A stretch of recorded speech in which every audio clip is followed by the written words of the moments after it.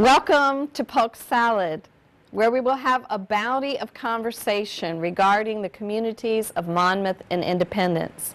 Polk Salad is a Wimpeg production brought to you by the cities of Monmouth and Independence along with Western Oregon University, where we are filming today. So stay tuned. Today we'll have our first responders, Chief John Stein of the Polk County Fire District No. 1, Chief Darrell Tallon of the Monmouth Police Department, and Chief Bob Mason of the Independence Police Department. So stay tuned and join us for a bounty of conversation. Our first guest today is Chief John Stein with the Polk County Fire District No. 1. Thank you so much for joining us this morning, Chief. Thanks for having me. And thanks for giving our viewers a chance to get to know you better and to know what the fire department does when we need them. So it seems to me like most kids, like the first time you ask them, what do you want to be when you grow up, it's a firefighter. Was that your case? It was, even if it wasn't my choice. My father was a firefighter. Actually was a fire chief. My brother went into the fire service as a fire marshal. So it's kind of been a family history tradition. So, but you bet, it's. I can remember growing up as a child, putting hose on my bicycle, and my neighbor, my best friend, Dennis Unger, also joined the fire service. We did the same thing. We were the neighborhood patrol. And wow. From that day on, it was in my blood, and just thoroughly enjoyed it. So it was in your family? It is. It's in my family. My father was a fire chief for 20-plus years, I believe, in the city of Dallas. And you've been 30 years I've been in the fire service 30 years, a big chunk of that as a volunteer, and then a part of that as a career person. And then you've been a fire chief. Been a fire chief for 7 years, going on 8. Was a trained officer prior to that, and just worked my way through the ranks. Started out as a firefighter like everyone else, and then became a captain and promoted to a chief, a deputy chief, and then eventually got an opportunity to test for a position as fire chief and chose to do that, and was fortunate enough to get the job, and been doing that ever since. So a fire chief is essentially like a CEO of the fire department. Is that how you? It really is. It really is. You're in charge of basically the overall operation of the entire thing, for every bit of it, from the money, the budgeting part, to the in small departments such as Polk 1, we get involved in the operations, the actual firefighting phase of it, and the emergency service phase of it, public relations. We just, it's a challenging job for smaller departments because we don't have the personnel to fill all the various roles. So fire chief. So how big is the department? The department is mainly a volunteer department. We have 4 stations, one in Buena Vista, one in Airlie, one in PD, and then the one in Monmouth Independence there. We have approximately 60 volunteers.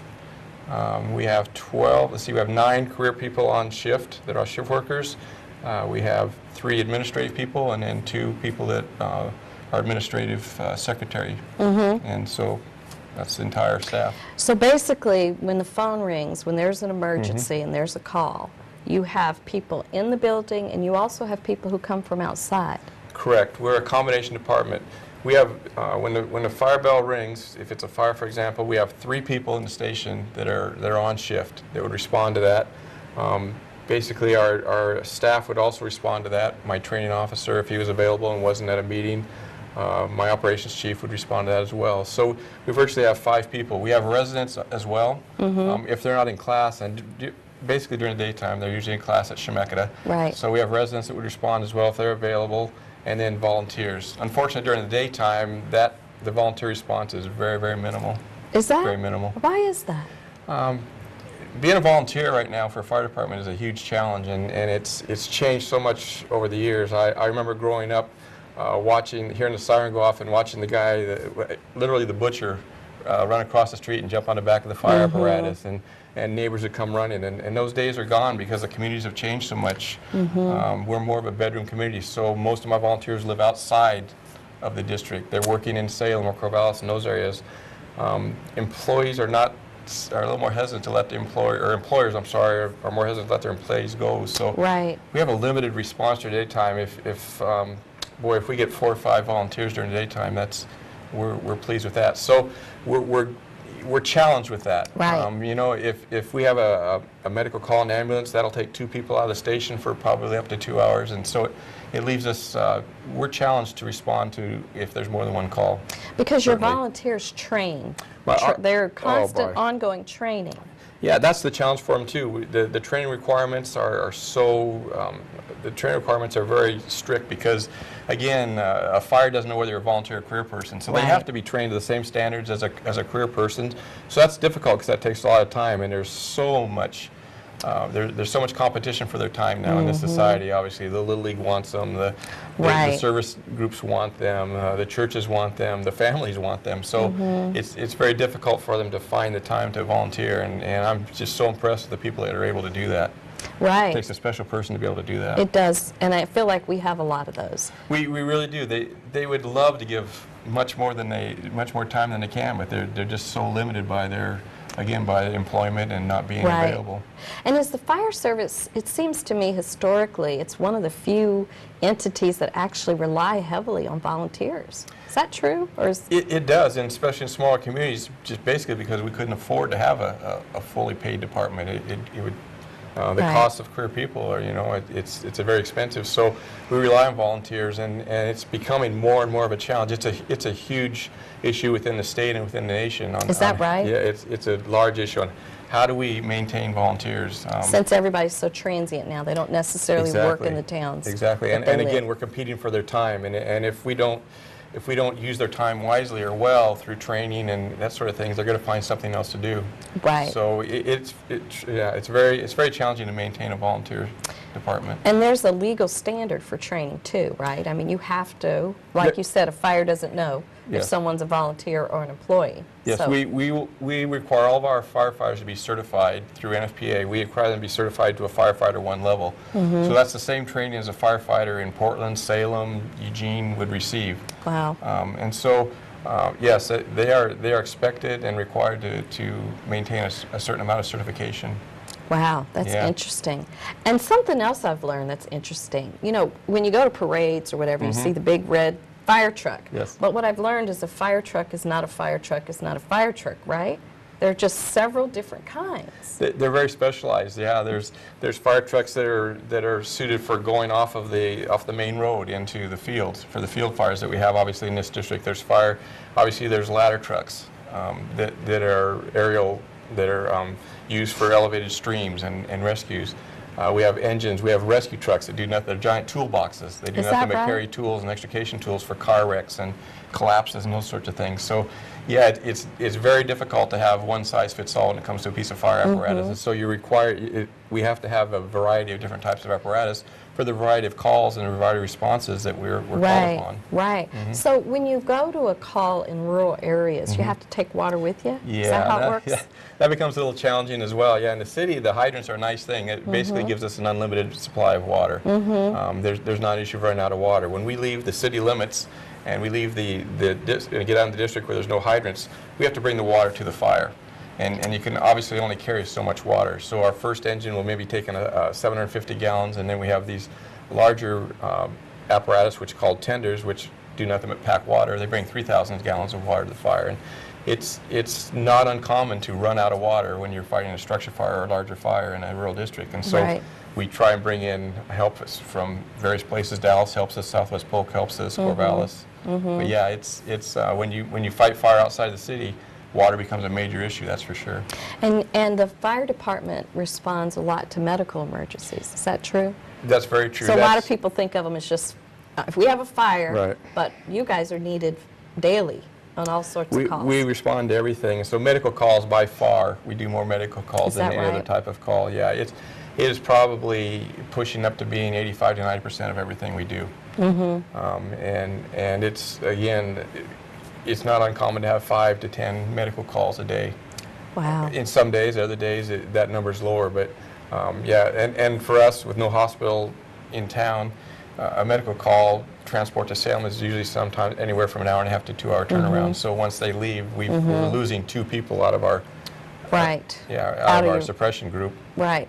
And so you don't just respond to accident medical emergencies, right? No. You go into people's homes, heart attacks, falling down the stairs, anything. If they're sick, if they're injured, if they're wounded and they call us, we respond. Isn't that wonderful? Just to know that you can pick up the phone and somebody's going to come help you. It's a good thing. Yeah. I was grateful for it when my mom was having some difficulty. And just the spirit with that the response comes in is Yeah, wonderful. and I appreciate that, and we work on that. It's very important to us that patient care is more than just the physical taking care of them, that it's an emotional thing as well, and Yeah. so we try to do our best to comfort and care for those people, and that's a challenge at 3 in the morning. And is that what something that comes with training, or you just, I think it's just is that part of the training? I think that's training, and it's also the people, it's the attitude of the people that are in this business. They know that that's part of what they're getting into, and again, if you've been running calls all night long and it's the third call and it's 3 or 4 in the morning, it's sometimes difficult to be as pleasant as you should be, and we really are very conscious of that and work on that. Isn't that something? That's wonderful. So what's your favorite part of being the fire chief, let's say? Sure. You know, the fair part is developing people, bringing in people who have, you know, typically a lot of our volunteers will come in here and have no idea what they're about to get into, no idea, and developing those people and giving them the skills and ability to go out and help others. It's obviously rewarding to helping people. Right. You know, being able to come into someone's home. We basically see people on their worst days most of the time, and so to be able to intervene in that sort of situation and try and bring some sense of healing or hope to them and make things better, that's as good as it gets. So you're an educator, essentially, for these volunteers and for the employees as well. Certainly. Right. Yeah, that's a major part of it. And what's the time from, let's say I wanted to volunteer, because it's men and women that you get to Certainly. volunteer. So from the time I step into my first training, when am I on a call? Oh, approximately 1 year before you have the ability to do anything on your own. We have a 6-month recruit academy that you'd go through. We combine that with the city of Dallas, and so for 6 months you'll spend time with the group of Dallas and ourselves, and we do the training jointly. And once you've completed that, then you'll be getting on, we'll allow you to get on apparatus in a limited role. And by apparatus, you mean truck? Yes, truck, fire truck. Okay. The big red thing, yes. And after about a year of additional training, then, and once you get certified as a firefighter 1, then you're ready to go with us. So that takes approximately about a year. Some people it takes a little longer, depending on their availability for training, and some less. But Because you have to have so many hours in before you can respond. you have to complete the classes and the hours, yes.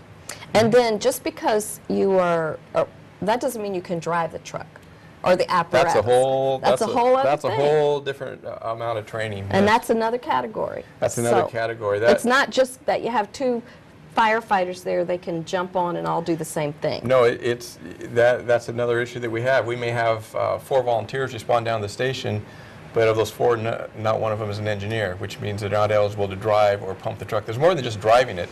You have to know how to operate the pump, obviously get the water out of it. There's a lot more to it than just getting in it and learning how to drive it down the road. So we like to get them a little bit of experience to realize what's going on the end of the hose, Right. the working end of the hose in Right. the fire before we turn them over and put them to driving and operating the pump. So it's probably a 3 to 4 year process before you even start to be eligible to become an engineer. Wow, and so an engineer drives and pumps, basically. And that much weight, you have to have some pretty specific instruction to carry something like that down a highway safely. Not only do they receive tests or training, then they're tested by us. So they have to go through a series of tests, driving tests, there's written tests, and we do everything we can. We do our very best we can to make sure that they're qualified to operate that apparatus. So there's engineers, there's EMTs. There's EMTs, there's paramedics. Different from an EMT? Yes. EMT has limited, their scope is limited in the things that they can do. A paramedic is able to administer drugs. They're able to use defibrillators. They have a large. It requires a lot of schooling. Those people are pretty amazing. Paramedics are awesome. Their abilities and skill levels, and they're able to do a lot of life-saving, perform a lot of life-saving duties in the field that an EMT couldn't do. So all of our career staff are paramedics. Are they? They're all required to be paramedics. They're all required to be at the engineer level, so they're very versatile and can do a lot of things. And I imagine that even though they're well trained with technology and medicine and science, things are changing all the time. So you're requiring new equipment, which requires new training. Exactly. Also, you can help us. Thank you for that. Exactly. So what's your least favorite part of being the chief, honestly? Honestly, my least favorite is we can't do all the things we want to do. People pick up the phone and call 911 whenever there's an emergency. And quite honestly, we can't be trained to do absolutely everything. Confined space, for example. So we're limited in the services that we provide people. I'm limited by the number of people I have. I feel like I want to be able to do a lot more than we can. It scares me at night, daytime, sitting around thinking that if we have 2 ambulance calls right now, we basically have no fire response available. We are relying on outside agencies to come in and help us. So those are the things that are least favorite. We don't have and I understand that it's a numbers issue, and a dollars issue, but we don't have the people and just the ability to do all the things that people ask us and want us to do, and that's very disheartening sometimes. I can imagine that would be, but I can say for me, and I think I speak for many people, it's wonderful to know that there's you and the likes of you, Thank you. on the other end when we need you, and thank you so much for being here with us today. Thank you. Okay, we're going to take a short break and be right back.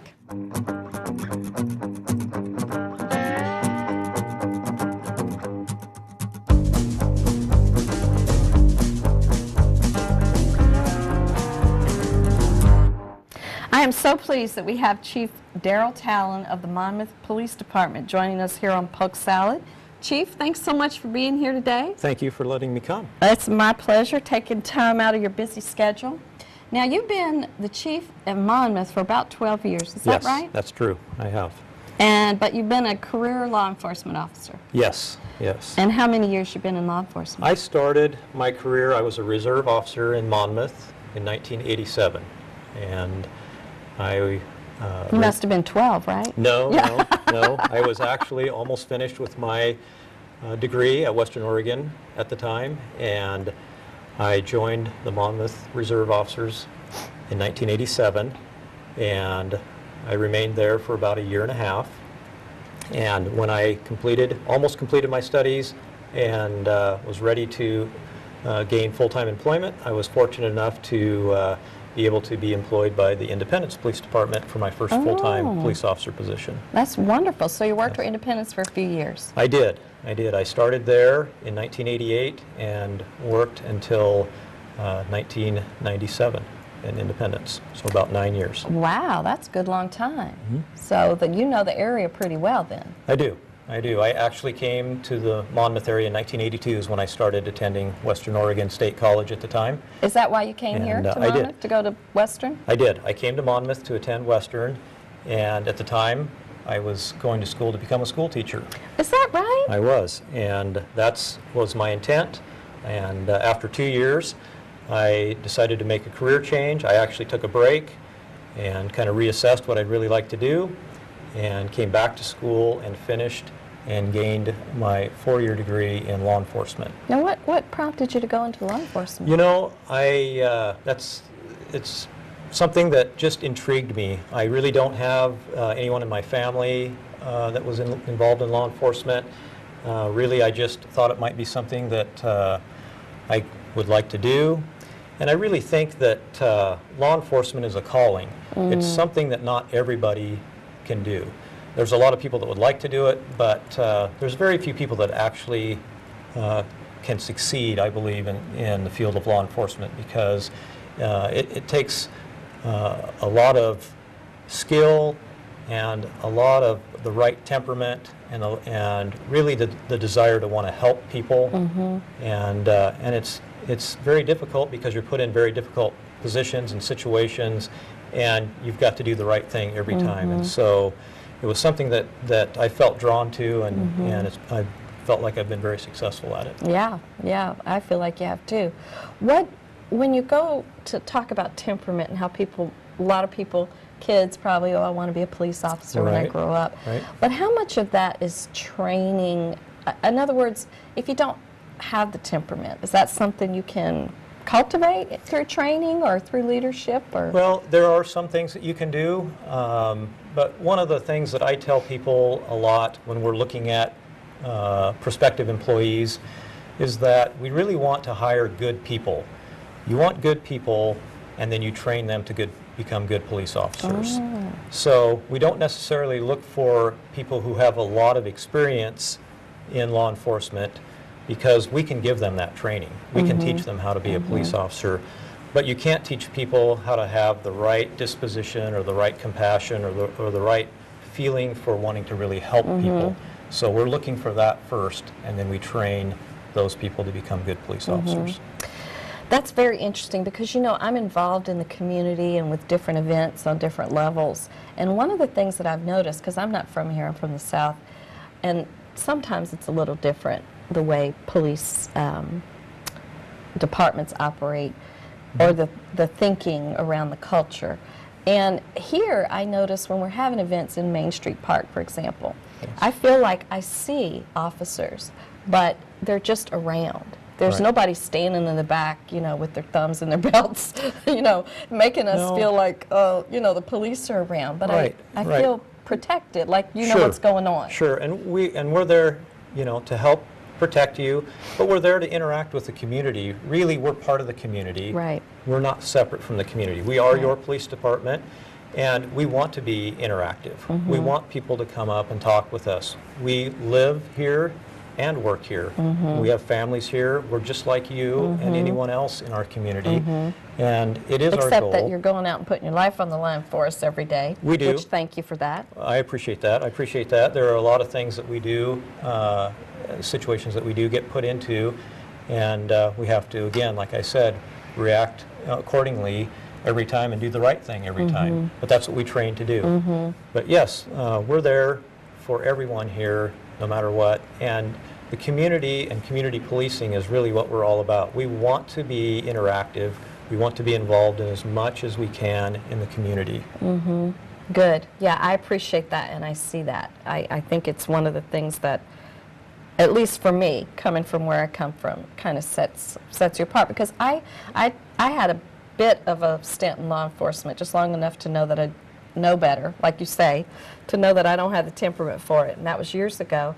But I remember hearing, and I don't know if it's still true, that at that time, you know, it's a stressor on families, and like the divorce rate among law enforcement is really high because when somebody walks out the door, you don't know if they're coming back. I mean, on any given day, right? Sure, yes. Is that and still... that it's unfortunate that, that it is still high, and there are many different reasons for that, but I think a lot of it has to do with the fact that law enforcement, people who are involved in law enforcement have very stressful jobs, and they're put into a lot of stressful situations, and it's tough when you get back home, when you want to decompress and take some of that stress off, and sometimes when you get home there are a lot of things that you need to deal with and work on with your family, and so sometimes issues can come up and it can be difficult.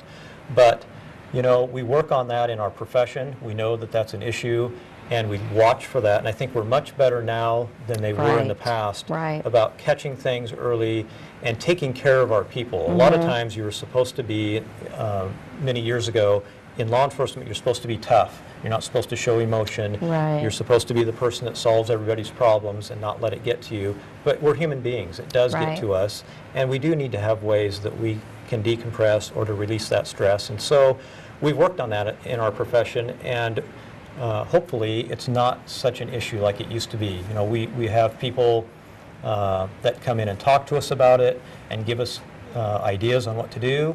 We're much more fit than officers used to be, and I think that's a way to take stress away, is to have a fitness program, and I know that most officers do have that, and that's a way that they can take the stress away. You know, and just getting away from the job and not having to actually deal with it day after day, you know, doing something else, finding other hobbies to take your mind off of it so that you're not thinking about it and you know, doing that 24/7. Right, because so then it sounds like the profession as a whole is just becoming more proactive. It is. In taking care of yourself as a person. Right. We've discovered a lot of things over the last, you know, several years that will help us become not only better police officers, but just better people in general. And training and experience has helped us do that. That's inspiring. Now, I know that the Monmouth Police Department is a very busy place.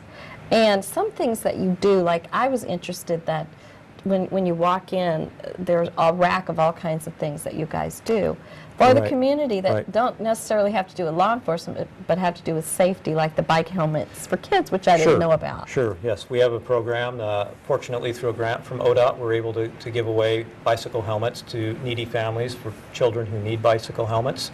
And of course, we'd like those helmets to be worn by young people. It's the law. They have to wear one until they're 16, and so we encourage that. And if we see a young person that doesn't have a helmet, we try to get them to come in and get a helmet from us and get fitted. And not just with bicycles, but scooters and skateboards Is that and right? those types of things. We'd like to see people Right. wearing those helmets, young people, and actually adults too. It's a smart thing to do. Right, right. And then you have a lot of, do you have a lot of reserve officers? Or Right how now- does that work? right, You know, we- for the person who just doesn't know and said, Sure. I'd like to maybe check it out or see if that's something Absolutely. I'd like to we do have a reserve program ongoing, and we don't have that many reserves right now. We just have 2, and I'd like to have more reserves. The difficult piece about that is that it requires training and time to go through that training. So you have to be dedicated. You don't necessarily have to be looking for a career in law enforcement, even though many young people do look is that at right? the reserve program as a Is that way sort of entry? to enter into the profession, and it helps them with the ability to seek a full-time position. But we do have reserves that are not seeking a full-time position in law enforcement. They just like to be there to help, and we appreciate that. But it is a commitment, and you have to be very dedicated because we do require them to go through a reserve officer training academy, and that takes 8 or 9 months for them to go to that Wow. academy on a couple of nights a week and Wow. several Saturdays in order to receive over 300 hours of training before we're able to actually have them come out and assist us.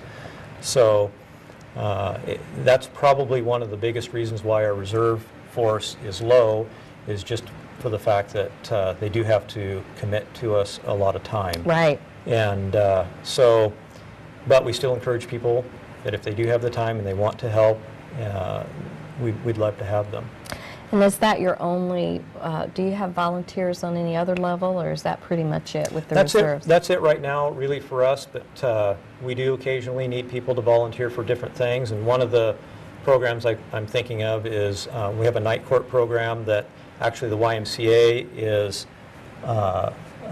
overseeing, but the Independence Police Department started night court many years ago, and then both departments have now been a supporter of night court for many years, and we are always looking for volunteers, adult volunteers, who will help chaperone night court on Saturday Can you tell evenings. us a little bit about what night court is? Night court is a safe place for young junior high students, 6th through 8th grade, that they can come down and be together.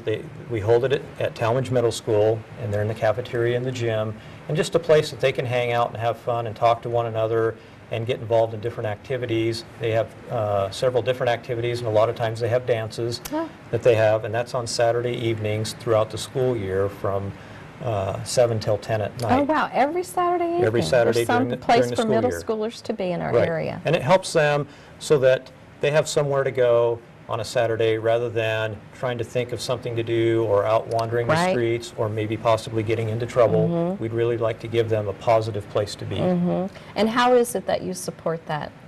What we do in our department is that we have a reserve officer who will attend night court every other week. We alternate with the Independence Police Department, and they go down as a chaperone to help watch over the students while they're there, but they're also there to interact with the students and to show them that the police are not somebody to be afraid of, Right. that we're actually somebody that's there to help them, and we can develop a relationship with them so that they understand that if they do need help or they need someone to talk to or they do have an issue, they can always come and talk to us. So volunteers, you would recruit volunteers to help with night court? Sure. Adult volunteers for chaperoning would be helpful. That's wonderful. That's a wonderful program. And I think it's so important that you have that mentality of, you know, serving and the public and not being an adversary. I know that police, Right. you know, you often get treated rudely by people, and yet you have to maintain your Sure. demeanor. It happens. And we understand that it's not a pleasant situation if you were to receive a citation for a traffic violation. But we do have to keep our streets safe. Right. There are things that we do have to do, and we know that that's not pleasant. And we know that people sometimes get upset and sometimes say things that they don't really mean, and if they had, you know, time to think about it, they probably wouldn't do that. So we're aware of that. Well, that's nice of you to think And- the better and, of them. Sure, sure. So, we're there to help, not to hurt. Right. And really, it's about trying to keep everyone safe. Right. So let me ask you before we run out of time, Chief, what's your favorite part of being a chief? Well, I think as a chief, I really enjoy, even just as a police officer, my biggest enjoyment is the people that I work with and also the people that I'm able to interact with in the community. That's what I enjoy the most about it, and I think what I was drawn to the profession is the fact that I can be around a lot of people, get to know a lot of people, learn a lot about our community, and it's something new every day. So I didn't want to be in a profession where I came to work and did the same thing day in and day out. In our job, you never know what's going to happen. Right. And so every day is generally an exciting day, something new, and we get to help solve people's problems, and it's rewarding for us to do that. It's what we want to do is we usually don't get called until things are bad. Right. And people need us. And when they need us, we want to go in and we want to make things better and we want to help. And that's what we're there to do, is Well, to I, help. for one, appreciate that very much, and I know many people who do. Sure. Thank you very much for being here, and thank you for what Oh, you do you're for our welcome. community. I appreciate it. We'll be right back.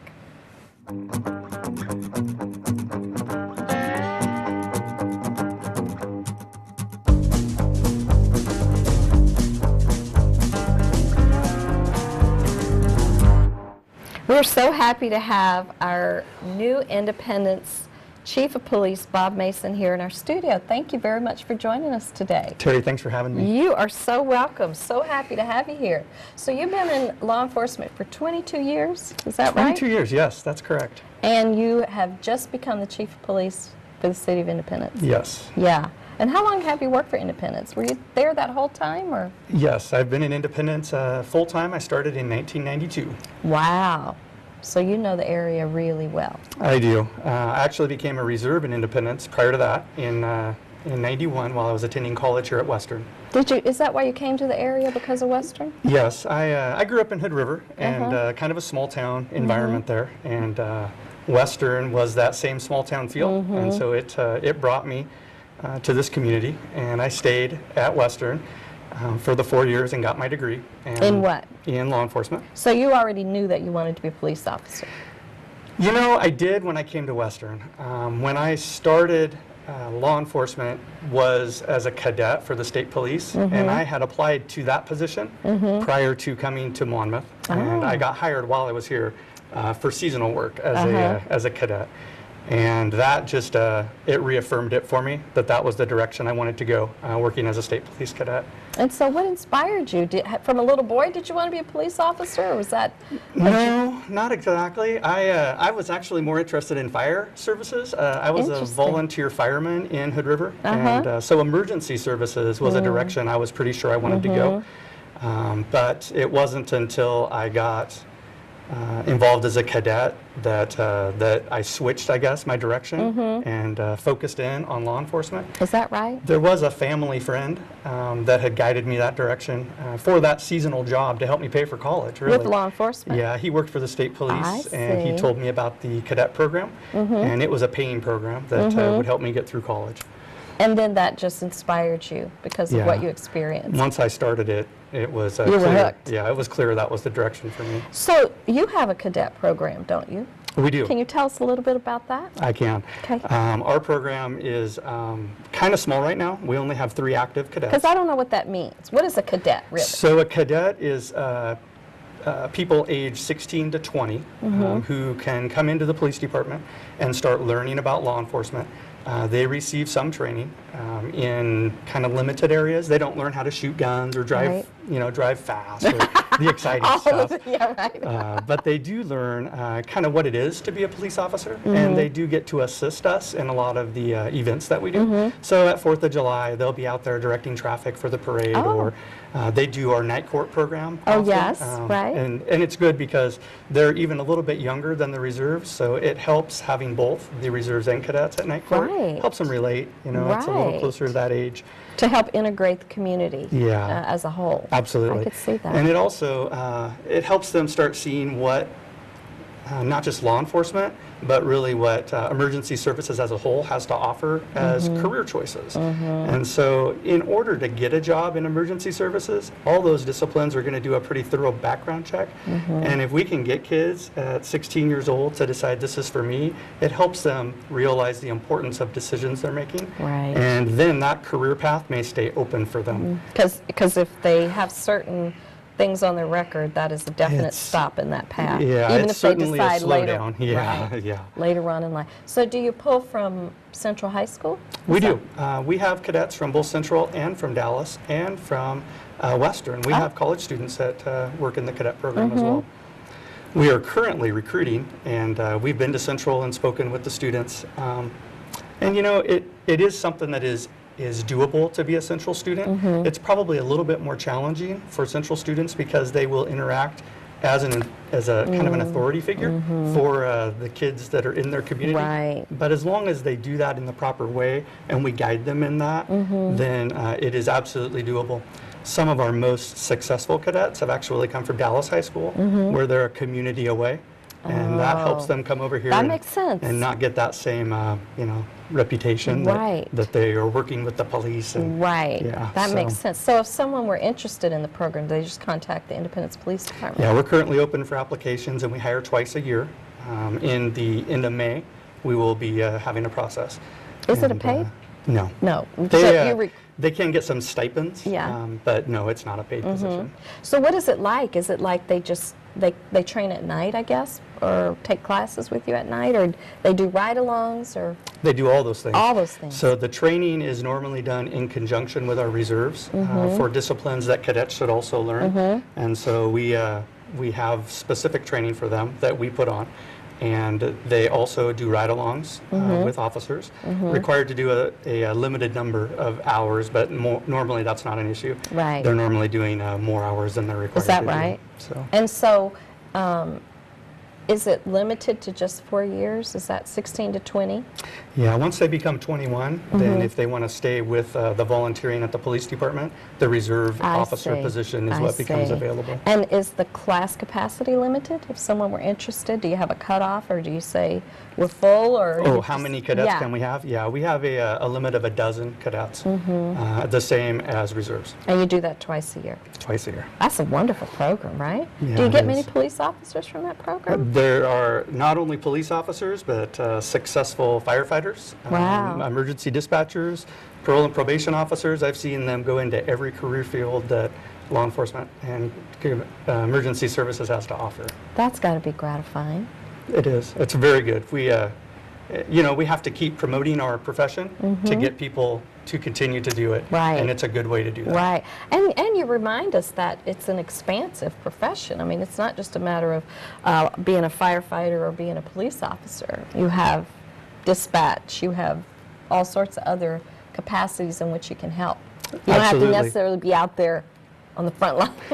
And they all work together. Right. And they see that. It doesn't Right. take them very long working specifically with the police department to see I can be very involved in emergency services and not be a uniform wearing police officer. Right. So it is very Oh, good that's for good that. news. That's good news for those people who may not want to be on the front line, per se. Right. It or helps out them there. make that decision. certainly. Yeah, that's very good. One of the things I noticed when I went in your office was that you also offer a service when people are on vacation. Vacation house checks. Yeah, I didn't know that. Yeah, that's a service that we try to promote. I don't know how well known it is, but if you're going to leave town, there's no guarantees that you're not going to have a problem. But what it does is the night officers Yeah. try to make a effort to go to your home based upon the information that you've left and make sure everything looks like it should. Nothing is out of place, and it doesn't appear like anyone's preparing to burglarize you Right, or right, steal your things while you're away. right. Is that a free service? Absolutely. Wow. I didn't know that until I was there and saw it. And you also have a form for speaking engagement requests. We do. We try to get our officers into the community as much as we can. When we did have a school resource officer, they tended to do a lot of those presentations, but now we have an actual formal process where teachers often are who request us Oh, to is that come right? into their classrooms or into the elementary sorry, I That's all can't right. think of the name of that. It's like the daycare type Yeah, situation. The really young kids, preschools. preschool, There you go.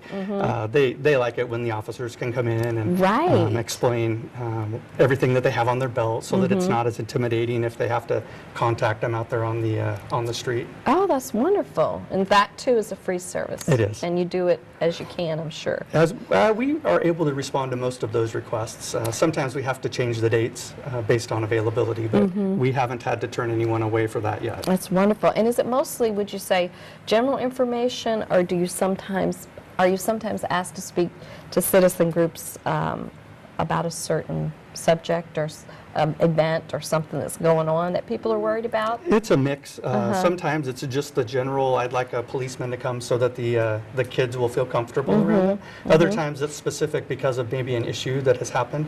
So they might want us to come in and talk specifically about stranger danger and what to do if you're approached by a stranger. Or another popular one is to come in and talk about how to safely ride your bike back and forth to school because the parents or other concerned people have gone to the school and explained that they're seeing things from the kids that they're not happy I with. see. And so that's a way for us to go in and kind of target the audience to get a certain message across. Yeah. And we do that whenever asked. I think that's wonderful that the community can depend on you to do that stuff. I know, having worked in previous worlds, a lot of times people who are new to the culture are very fearful of law enforcement. I know I knew a family from a Southeast Asian country where people who were enforcing the law were not your friends. Right. And so you guys we're trying to overcome Right. those. The better we can do at making people comfortable with us, the more often they're going to be willing to approach us, help us figure out what's happened in situations, and help us do our jobs better. Without people willing to speak to us and come to us, we really are limited in what we can do. We have to have that information. Right. Well, it sounds like you're putting your best foot forward to try We to certainly try. get people to do that. And I think, to me, it's so important, especially with people who I have spoken with that come from other places sometimes, where law enforcement is the last person they would call if they were in trouble. It was not a friendly, it was not, if we're here to protect you and serve you. It was quite the opposite. Especially people coming from other countries, Yes. they run into that. That's right. And are very surprised. They often Yeah. want pictures taken with the officers. Isn't that wonderful? Because of the difference that they're experiencing here versus where they've come from. And that must be gratifying for you, just as a person and a family man, just to know that, people just in that one situation where we can name that sleep better at night. They have It a is. sense of peace knowing that somebody really is going to be there when I call to help me and protect me and not to do me harm. Absolutely. I think that's incredible, especially since I know that you guys come up against all kinds of things from the public that, as we were just talking about with Chief Tallon, aren't necessarily pleasant. At times, we are faced with some challenges, especially in the way that the public might perceive action that we've taken. Right. We just right. do our best to continue to promote the positive side and explain why the actions have been taken. Right, and there are many, many, many people who really appreciate that. I know that for a fact. So you've been the chief now for how long? Just over a month. Uh-huh. Just over a month. And what's been your favorite part of being chief? I know it's a little early, right? It is. At this point, everything's new, and so it's a lot of what drew me into law enforcement to begin with was the same thing wasn't happening day in and day out. So as I show up to work, I'm learning new duties that I'm supposed to be doing. Normally before I'm supposed to have done them, so that's good. But That's good. I'm That's getting really new good. challenges every day, and that's probably the most exciting part of it at this point. So is it more a management sort of position? Yes. As an officer and as a sergeant, I was on the road more dealing with calls for service. Right. And now I'm not. Does it take you out of that completely? Not Or completely. not I've still been completely? on some calls. We're small enough that Right. if an officer needs cover, there may not be another person available, and I monitor the radio and respond when needed.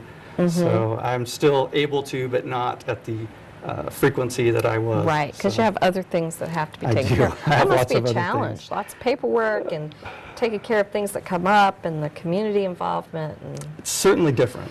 I never would have guessed I'd be sitting on a talk show with you today 2 months ago when I was contemplating the chief's position. Right. So are you a high energy person? Does it take a lot of I am or high energy. adrenaline pumping, or however you think about it? I like all those things, Yeah. yes. I think they describe me well. I normally have to work to slow down and make sure that I'm taking the adequate time to analyze things and not move too quickly. That's probably one of the challenges of this position. Is that right? On That's the what I was road- going to ask you. Well, yeah, on the road, you're often forced to make those decisions right now because there are consequences if that decision isn't made quickly. Right, right. And in this capacity, you normally have time to sit and think about it and maybe seek guidance from someone else. And I'm still learning how to do that instead of just making a decision and going quickly Well, with it. so then do you find it less or more stressful than your previous You position? know, it's pretty similar at this point.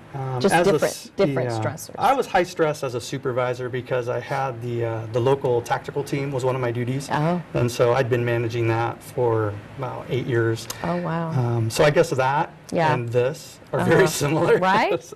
Tactical? Do you Yeah, it's just a different application. Right, so. right. Well, thank you so much for being with us today. I know that you guys are so busy, and I feel like the foundation of the community is what you provide, and so I want people to know that, and I appreciate you being here today to offer that Thank you very much for information. having me. Very welcome. We'll be right back.